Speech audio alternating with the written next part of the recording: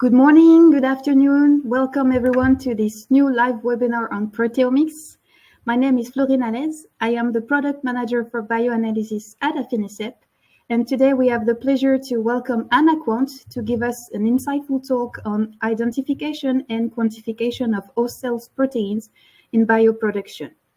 So we will welcome two guest speakers from Anaquant. The first one is Dr. Chloé BARDET, who earned her PhD in collaboration with Biomérieux, the Hospital of Limoges, and the Anti-Infective Laboratory of Limoges, focusing on the development of new analytical tools for clinical diagnostic using liquid chromatography mass spectrometry. With expertise in microbiology and targeted mass spectrometry, she joined Anaquant in 2015 as a product manager. Currently, as the operation manager of bioanalytical services, she oversees teams and projects dedicated to development of innovative solutions for clinical analysis and biotherapeutic control. Our second speaker is Dr. Anne-Laure, who passed her PhD in 2016 at the Institute of Light and Matter, focusing on coupling ion mobility spectrometry and laser spectroscopy with mass spectrometry to investigate conformational properties of biomolecules in the gas phase. Following her doctoral work, she gained several years of experience in the field of protein characterization, specializing in LC-MS at Quality Assistance in Belgium. And in 2021, she joined Anaquant as a project manager, where she brings her expertise in analytical techniques and biomolecule analysis to support and lead a range of scientific and technical projects. And before we have the pleasure to listen to Anaquant's presentation, I will just take a few minutes to speak a bit about Affinisep and our company for those of you who are not familiar yet with us. So Affinisep is a French company that was created in 2013. And our team is mostly composed of scientists, experts in polymeric chemistry or analytical chemistry, with the main objective to help our customers, who are pharmaceutical companies, core facilities, academic laboratories, overcome limitations and find solutions to their issues by providing technical expertise and supplying sample preparation kits. So we offer more than 10 years of experience in manufacturing polymeric resins from the monomers to the polymers on our unique technological platform, which is based in Rouen in Normandy.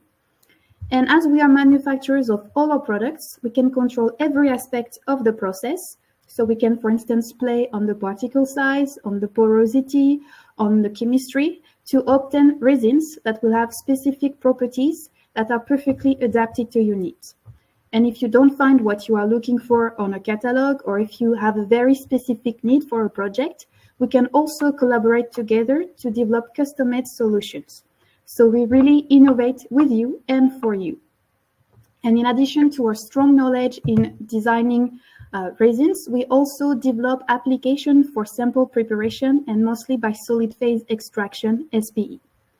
So currently, our SPE resins are dedicated to three main application fields.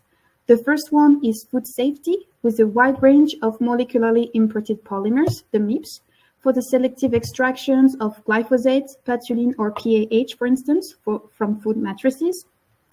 We also have a wide range of passive samplers for the water analysis, for instance, to extract pesticides or PFAS from environmental waters. And finally, we also have a wide range of products for bioanalysis and proteomics, with ready-to-use kits that were specially developed for given application in proteomics, for instance, peptide desalting or peptide fractionation. So I will mostly focus on this last application field, as this is in a relationship with today's webinar. So for bioanalysis and proteomics, our latest innovation is a SPE membrane that is made of very small beads of sorbents, much smaller than what is found in classical powder-based SPE cartridges on the market, for instance. And these SPE beads are tightly embedded together to obtain a soft, uniform, and mechanically stable membrane with high surface area and high capacity for the extraction and purification of molecules of interest. And in addition to this high capacity, our SPE membranes also present various advantages. First of all, since they are self-stand, we don't need to use filters or fritz to immobilize the sorbent beds, contrary to powder-based cartridges, for instance, which greatly reduces the dead volumes and make it possible to elute your compounds of interest in small elution volumes with high recovery yields and excellent repeatability. Thus, you can obtain highly concentrated eluates, and if you need to perform an evaporation step before the LCMS analysis, the time required for this evaporation step is also greatly reduced. And last but not least, as we are manufacturers of all our polymeric resins, we also offer our SPE membranes with a wide variety of sorbents, making them suitable for pretty much all applications in bioanalysis and proteomics. Using this SPE membrane technology, we have developed 4 different formats for microelution and microextraction. So we, for instance, propose SPE tips, SPE spin columns, SPE well plates, and SPE cartridges. And each of these 4 different formats offer real flexibility of sizes, as we, for instance, propose 3 different sizes of SPE tips, 4 sizes of spin columns, 3 different types of SPE well plates, including 96 and 384 well plates, and 3 different sizes of cartridges. And in addition to this real flexibility of formats, our SPE tools for microelution also offer real flexibility of capacities, as they are available with a wide range of binding capacities. Thus, if we sum up, our microelution tools can be used to purify sample volumes ranging from a few microliter and to several milliliters, and with protein or peptides amounts ranging from just a few nanograms to several milligrams, based on your needs and your sample types. I will now just do a quick focus on our SPE tips that some of you may already be familiar with. So these SPE tips are prepared using fully automated packing method, which avoids the tip-to-tip variability that is often observed when you do your own stage tips and ensure a highly repeatable process. And when you use pre-packed commercially available tips, you can also stop wasting your time by preparing your own stage tips and use this precious time to do more interesting tasks. And you can let our automated device, which we call Jack, do all the packing work for you and is not going to complain at all. Our SPE tips have also the specificity of being developed for an optimal use by centrifugation, which is less tedious and painful than manual pipetting and also leads to more repeatable results. Plus, you can save time by centrifuging several samples at the same time. And since we really want to simplify the use of our product as much as we can for you, we supply ready-to-use kits that not only contain the SPE tips, but also spin adapters and collection tubes for the simple centrifugation of the tips, and then you collect your purified sample at the bottom of the collection tubes. So our SPE tips can be used by centrifugation, like we just saw, and we have a video on our website that explains step by step how to use these SPE tips for peptide desalting, for instance. But our tips can also be used by positive pressure, and in this case, you just have to add the solution from the top of the tip, and then you apply pressure to make the solution go through the tips, and you collect your purified sample. And this method of use makes our SPE tips compatible with fully automated workflows using most sample prep automates available on the market. For instance, the Digest Pro from CM, the Resolvex H200 from Tiken, or the Evosep one from Evosep. Regarding our other formats, they also have their own advantages, of course, starting with the spin columns that are used for higher protein or peptide amounts than the SPE tips. So these spin columns are very easy to use since they are just centrifuge in a microcentrifuge, for instance. And since they have a lid, they can be closed. So you can use the spin columns to store the samples before LCMS analysis or to perform direct incubation within the spin column, for instance. Our SPE well plates are used for high throughput experiments, and they are compatible with different methods of use, including centrifugation, positive pressure, or aspiration with the vacuum manifold. And they can also be partially used, meaning that if you don't need to use all the wells at once, you can cover the unused wells and use them later without any risk of cross-contamination or degradation of the results. And finally, our SPE cartridges are used to concentrate large sample volumes in small elution volumes, and they are also compatible with various methods of use, including positive pressure or vacuum aspiration. And since we use the same SPE membranes technology for all these formats, including the SPE tips, the scale-up of the process or the change of the format is very easy. For instance, if you need to switch from an SPE tip to a SPE well plate, you don't have to re-optimize the protocol or change anything. It's the same sorbent technology, so it will be the same protocol used. And speaking of our SPE membrane technology, we have developed two different product ranges based on this technology. So the first one is the Attract SPE Disc range, which is composed of a wide variety of polymeric or silica-based sorbents. So for instance, C18, HLB, RPS. So it's a very chemistry-oriented range. And on the other hand, we have the BioSPE range, which is composed of ready-to-use kits that were specially developed for given application in bottom-up and top-down proteomics, including peptide desalting, peptide fractionation, glycopeptide enrichment, removal of magnetic beads after sp3, or purification of intact proteins. So this is a very application-oriented product range. And I will briefly talk about the peptide fractionation kit, which is the product that Anaquant used in their workflow. So for peptide fractionation, Affinisep has developed the BioSPE PepFrac Kit for the reverse phase peptide fractionation at high pH, which reduces the sample complexity for deep proteome sequencing and quantitative analysis. So basically, after the enzymatic digestion, the resulting peptides are separated in different fractions with an increasing hydrophobicity using an acetonitrile gradient. So the most polar peptides will be eluted in the first fraction. And when you increase the percentage of acetonitrile, you will elute the most hydrophobic peptides. And using this fractionation method, it's possible to increase the number of protein identified. In this case, here you see that with the BioSPE PepFrac Kit, we are able to increase the number of protein identified more than 27% compared to unfractionated sample. And with this method, you can perform up to 8 fractions with a good distribution of peptides in all 8 fractions and with a minimized fraction overlapping, thus highlighting the efficiency of the peptide fractionation. Plus, when you perform a reverse phase high pH fractionation with the BioSPE PepFrac Kit, you don't need to perform an additional desalting step before the LCMS analysis, contrary to other fractionation methods using, for instance, ion exchange resins. And there is absolutely no storage constraint with the BioSPE PepFrac Kit, since it can be stored dried at room temperature for several years without degradation of the membrane. And last but not least, the BioSPE PepFrac Kit can be used to fractionate different types of peptides, including unlabeled peptides, but also TMT-labeled peptides or phosphopeptides, for instance.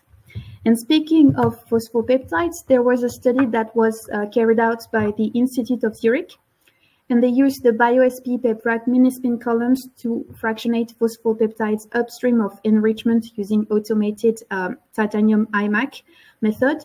And with this reverse phase fractionation method, they showed that it clearly increases the number of phosphosite identified compared to non-fractionated samples. And if you'd like to have more results regarding this study, I invite you to have a look at our previous webinar entitled Quantitative Proteomics of Plant Receptor Kinase Signaling, that is available on our website and YouTube channel. And if you'd like to have more information about our fractionation kits or their products, feel free to go to our website where you will find some posters and application notes on our different products. And I also wanted to let you know that we will be attending upcoming events in proteomics. So for instance, the ASMS event in Baltimore beginning of June, where Affinisep will be present booth number 418. And we will also be present at UPA in Saint-Malo in June as well with the booth number 10. So if you are attending one of these events, please come and visit us. We will be happy to chat with you and talk about our products. So if you have any questions, please feel free to ask them now, Or you can also contact me by email after the webinar if you need more information or if you'd like to discuss about our products. Thank you, and I will now let Chloé and Anne-Laure do their presentation. Thanks. Okay, hello everyone, and thank you, Florine, for introducing ourselves. We are very glad to be here today for this presentation. So in this presentation, we are going to talk about host cell proteins, what they are, why they matter, and how we can detect them and control them during the bioproduction process. We will start with a quick overview, then go into some of the key challenges and recent advances in the field. Then my colleague Anne-Laure will present you some case studies. Feel free to jot down any questions you might have, and we will be happy to answer them at the end of the presentation. Let me start by saying a few words about the company I've been part of for the last 10 years, Anaquant. We are specialized in protein and peptide analysis by liquid chromatography to mass spectrometry. Primarily, we work with pharmaceutical and biotech companies supporting various stages of their drug development.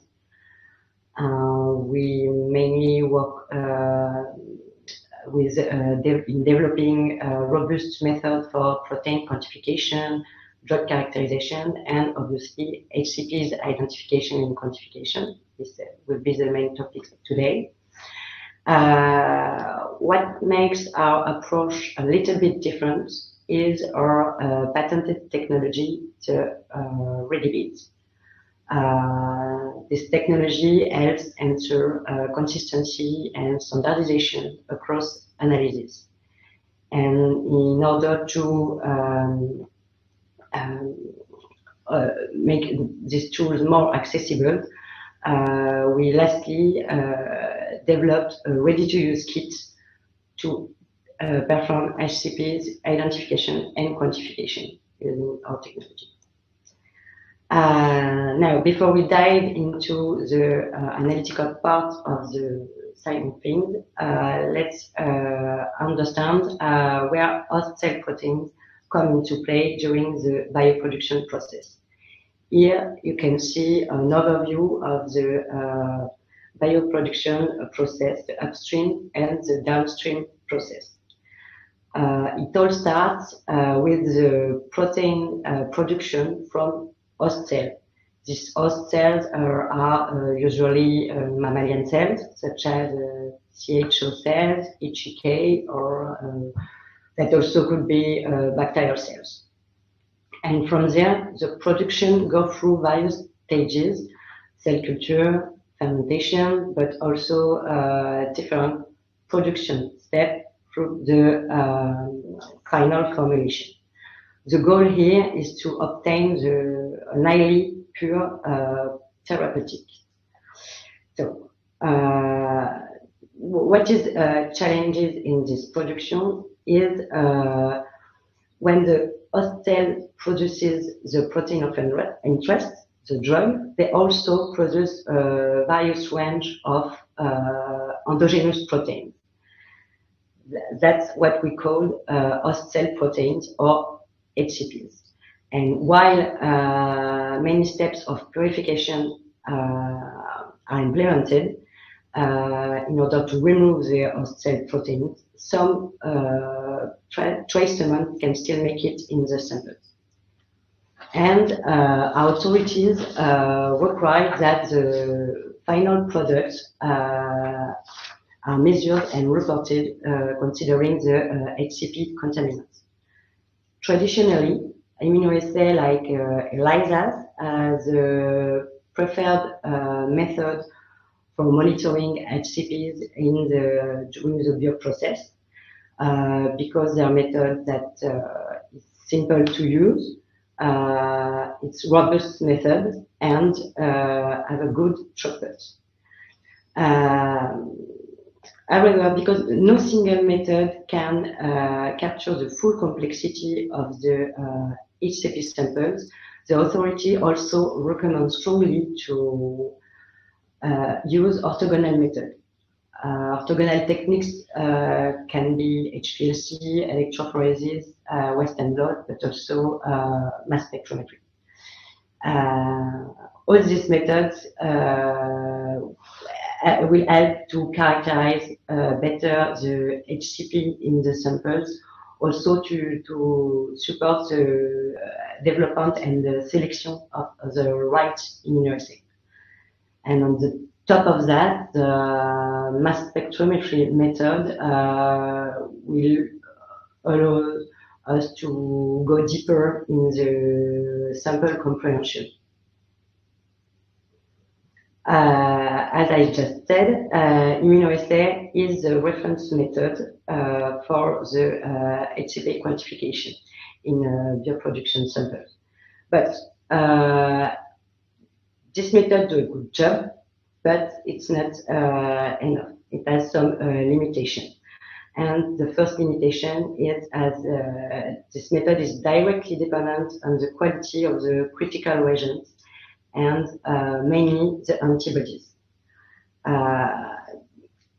Because immunoassay only detect the HCPs that are recognized by the antibody. So if there is a protein that don't trigger any immune response, or if the pool of antibodies don't see them, it simply go undetected. And this leads to incomplete coverage, and this leads to false the total amount of HCP measured in the samples. In addition, without protein-specific data, we can't identify some individually the protein. So we can't identify some proteins that could be risky for the patient or for the drug itself, the proteins that could be immunogen or protease. And even if the total HCP levels look acceptable, we might be missing proteins that could be annoying. Now, unlike the immunoassay, LC-MS-based proteomic methods offers a more detailed view. With LC-MS, we are not limited by the reagent. With LC-MS, we are not dependent on the sample origin, meaning we are not cell line dependent. In addition, LC-MS allows for the individual protein identification thanks to public databases to flag some proteins that might be risky. But of course, these techniques also comes with its own limitations, and mainly in terms of standardization. So to address these limitations and bring more consistency and robustness to the analysis, we implemented the HCP profiler solution. So what is the HCP profiler solution? It's a combination of the ReadyBuild, that is our patented technology, and HCP profiler software that allows, with the use of LC-MS, to perform the HCPs identification and quantification. The HCP profiler standard consists on a ReadyBuild coated with 55 peptides. These 55 peptides, these ReadyBuilds are designed to represent a wide range of hot-cell proteins. What's key with this 55 peptides is that they are non-natural, they're universal, and they are not found in the biological database. So they cannot interfere with the sample matrix, and they can be applied across various samples without bias or any cross-reactivity. Thanks to this 55 peptides in each sample, we can build this calibration curve with 6 distinct concentration points. And the use of this calibration curve will allow the transformation, the raw MS signal translation in protein concentration. So, but if HCP Profiler offers an easy way to perform protein quantification in the drug substance samples, the sample preparation remains challenging. Actually, for the in HCP analysis in drug substance samples, as shown here, you can see the vast difference in concentration between the concentration of the drug at present at 99.9% and the concentration of the HCPs below 100 ppm. And obviously, in order to analyze this kind of samples, the elimination of the drug is not considered. So the challenge here is not just to identify and quantify the HCPs, but doing so in the presence of this main abundant protein, that is a drug. To address this, we've implemented a specific sample preparation technique using the BioSPE PepFrac from Affinisep.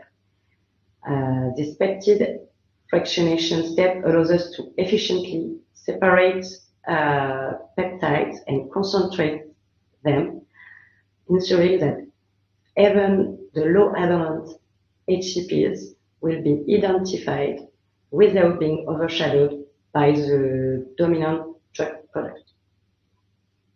So let's have a look on the sample preparation process. First, we start with protein digestion into small peptides to make it easier to analyze by mass spectrometry.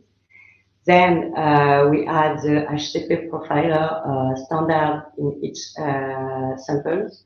It is essential to obtain the calibration curve to accurately quantify the proteins. And after that, we move on the IPH fractionation on the spin cartridges.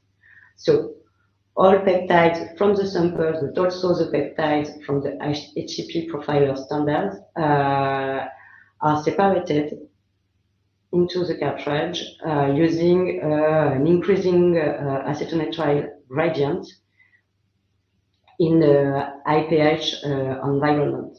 And this separation allows to obtain the high sensitivity to identify the small amounts of HCP.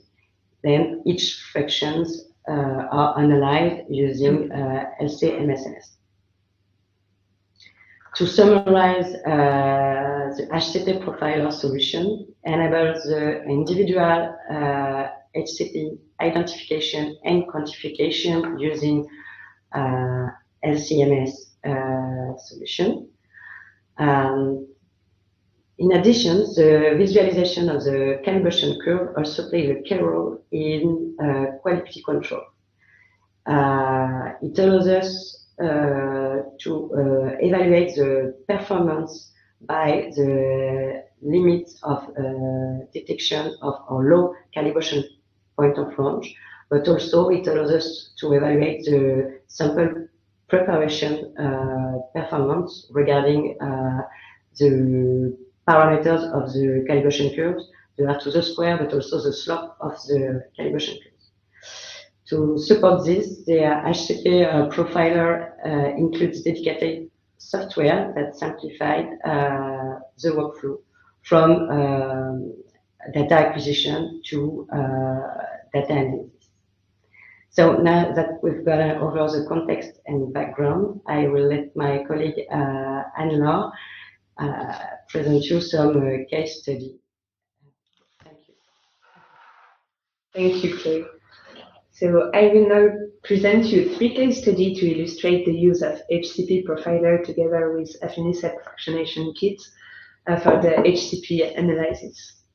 The first case study consists in the evaluation of a downstream process, DSP. So in this example, we have one recombinant protein that undergoes a series of purification steps from harvest to DS samples. Each step aims to improve the purity of the protein and needs to be evaluated. This is what we did with HCP profiler solution by comparing samples before and after each step. Additionally, in this example, we evaluated 2 options for one of the steps, the final purification step, by comparison of the resulting 2 DS samples. The challenge in the comparison of samples all along a DSP is the very different matrices. Indeed, in harvest samples, you have hundreds of HCP, whereas in DS samples, you have only very few HCP and very limited protein diversity. On the right, you have the 2 calibration curves that we obtained for the harvest sample and the DS, the final DS samples. As you see, we have different calibration curve intercepts, and this is due to different matrix effects between harvest and DS samples.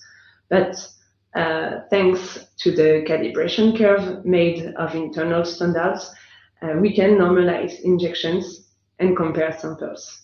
This allows labor-free protein quantification with ability to compare different biological matrices.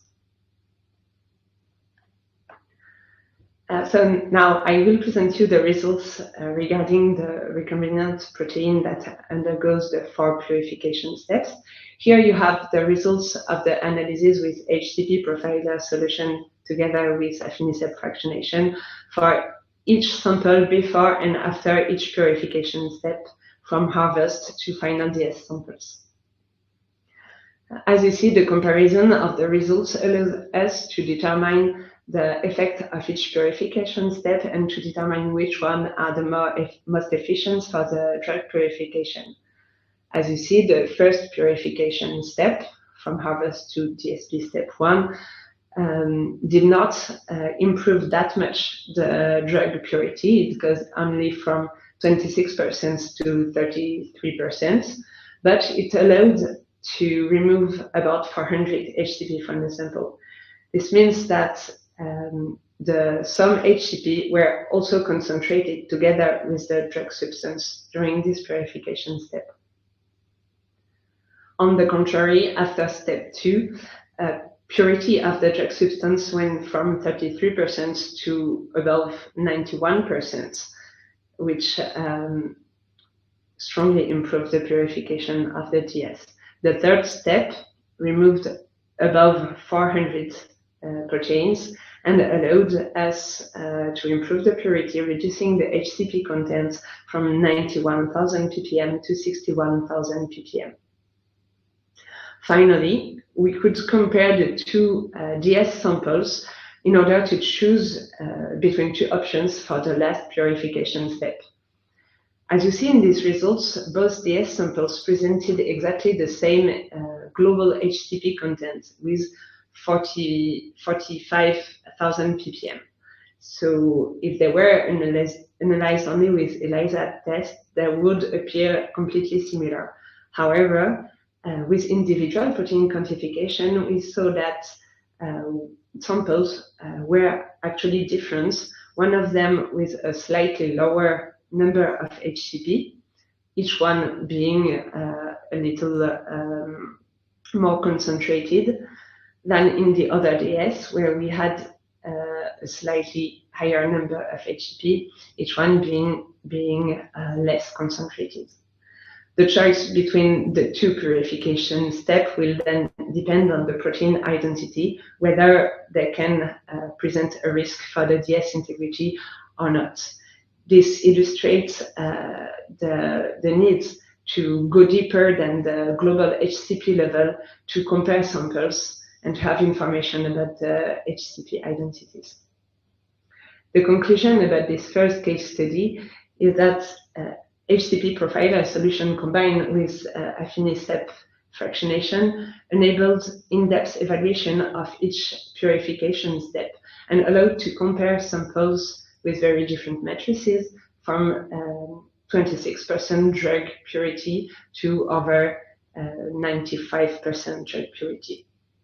We could identify all along the GSP which purification step improved the best the drug purification and were the most impactful.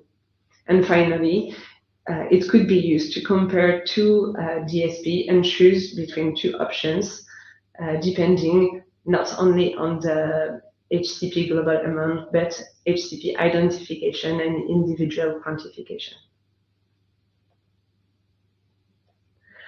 The second case study regards any changes in bioproduction, such as scale-up and site transfer. So scale-up is a very common bioproduction change, which can be implemented when we go from research batches to GMP batches, or just between two research batches from different sizes. During a scale-up, starting quantities increase, and also we move to different systems, both in terms of production and purification, which can have an impact on HCP. In this example, we compare two production batches in the same production site, before and after scale-up. On the left, you have the small batch, and on the right, batch after scale-up. What we clearly see with the histogram on the left is that the global HCP amounts strongly increased after scale-up, going from above 900 ppm to about 4,000 ppm. Moreover, the HCP distribution is very different between the two batches. This is allowed by the individual HCP quantification. For example, we can consider this protein in red, which proportion in the batch really increased with the scale-up, becoming the most abundant HCP in the sample after scale-up.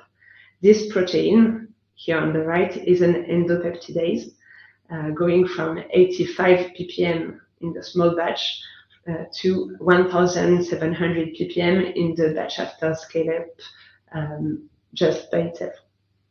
This endopeptidase is identified as a risky protein, which could present a risk for the drug substance integrity. This illustrates that it is really recommended to evaluate the HCP with any bioproduction change. Another common bioproduction change is the site transfer from here, site A to site B. The manufacturer change implies instrument change, environment changes, which can also affect residual protein identity and quantity. Here, I will compare two batches produced in two different production sites, site A and site B. On the left, you have the batch from site A is the one from the previous example, then transferred to another production site.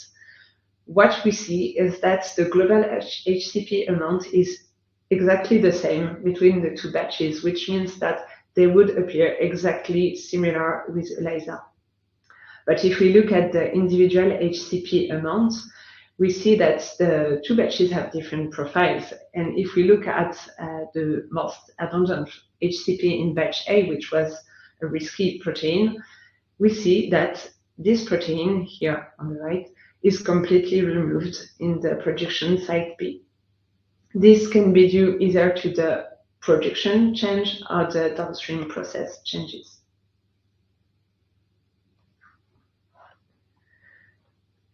So to conclude about this case study, we saw that any bioproduction change, such as scale-up or site transfer, has an impact both on HCP quantity and identity.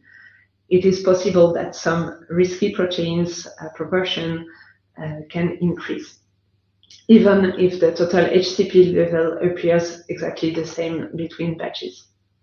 Evaluating these changes is critical to ensure the project's quality and safety.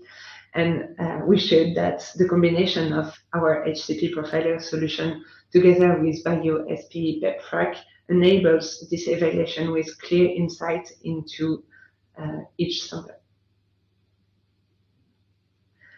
Finally, the last case study consists in evaluation of a loss of functionality in one batch. In this example, we had one vaccine batch that showed out of specification results with a loss of functionality. The question here was whether this loss of functionality could be due to either the HCP amount or HCP identity in the sample. In order to evaluate this, we compared this non-functional batch to another batch with normal functionality. First of all, we had to evaluate whether the use of LC-MS was relevant for batch comparison despite instrument variability. We took only one vaccine batch sample that contained about 100 HCP, and we analyzed it in 2 different days in triplicates each day. Here you have the calibration curves on the left obtained for the 6 preparation, and as you see, one of them presented a different intercept, but thanks to the calibration curve made of internal standards, normalization of each sample preparation and each sample LC-MS injection could be normalized, and sample gave similar results. We evaluated the repeatability of the results by individual quantification of all the protein in the samples. Then we calculate the variation coefficients for each one of the 116 protein identified and quantified in the 6 preparations. You have on the right the distribution of variation coefficients for all these proteins between the 6 preparations. As you see, apart from few proteins that are around the limit of quantification, most of the protein had variation coefficient between the 6 preparation below 20%, with mean CV at 18% and median CV at 14%.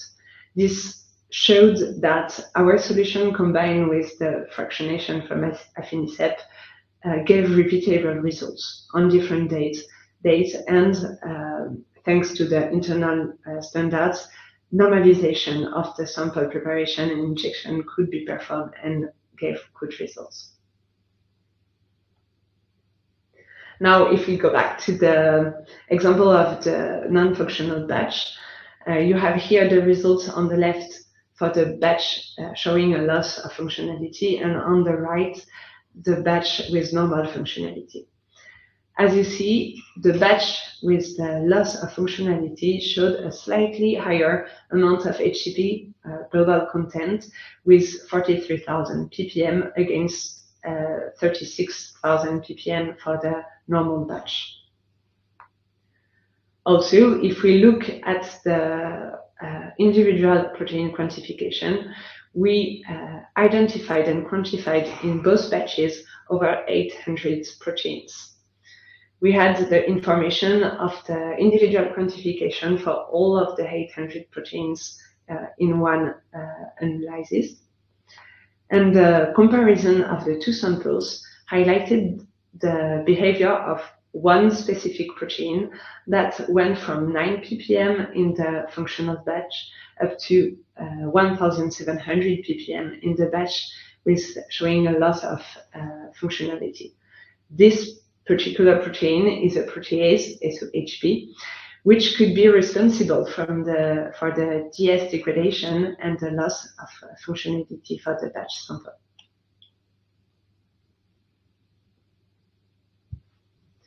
Now, to conclude about this case study, we showed that HCP profiler solution was used to compare 2 batches. Individual HCP quantification allowed in-depth investigation on the batch differences, allowing to highlight the behavior of one specific protein among 800 HCP as responsible of the drug substance degradation and causing the loss of functionality in the batch. We also showed with this example that the combination of HCP profiler using BioSPE PepFrac from Affinisep for the sample preparation enables this evaluation with repeatable results. Now, the overall conclusion of this presentation is that we showed that the combination of both our HCPs profiler solution with Affinisep BioSPE PepFrac Kit allows protein identification and individual quantification.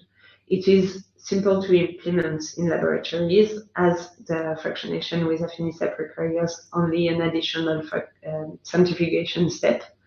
It's proved to be robust and repeatable with CV for 6 preparation and one above 1,000 protein below 20%. The fractionation provided by the kits improved the sensitivity of the method, allowing the detection of very low ppm, and the use of universal standard allows also to work with all kinds of therapeutics, no matter the matrices. Thank you for your attention. Thanks a lot, Chloé and Anne-Laure, for this very interesting presentation. It's time, 1 hour already. Thanks a lot, Chloé and Anne-Laure, for accepting our invitation to take part into this webinar. The presentation was really interesting, and I think it's clear for everyone. They ask a lot of questions, and they seem very enthusiastic about the presentation. And thanks a lot, everyone, for watching us today. And hopefully, we will see you in an upcoming webinar or event. Have a good day, everyone, and see you soon. Goodbye. Thank you, everyone. Bye. Bye.